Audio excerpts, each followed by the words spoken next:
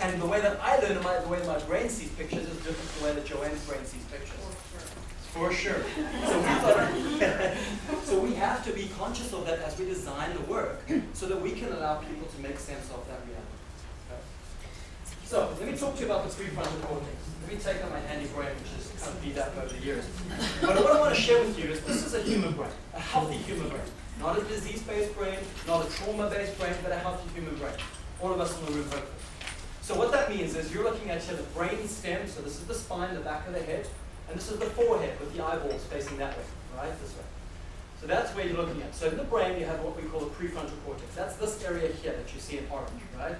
That area of the brain is your thinking brain. It's your critical thinking, it's your decision making, it's your calmness, it is your executive functioning cortex. That's where a lot of your learning takes place. Now, it's like the only cortex involved with learning, but it's one of the most dominant.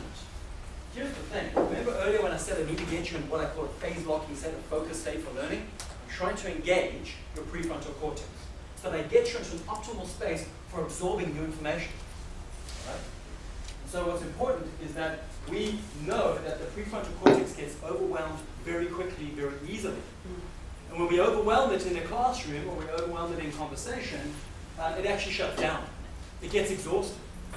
Who here has ever attended a session of education for the day, and when you get home, you're absolutely what we call in England, knackered? Yes. Absolutely. Anybody been knackered before? Yeah. I've been knackered, okay? Because your prefrontal probably shut down about halfway through the day. And in fact, it's operating on survival, okay? And it's not learning a lot of new information as a result. And so chunk number one, this is to test your learning. I'm shifting you into testing, so I'm going into memory, recall, intention.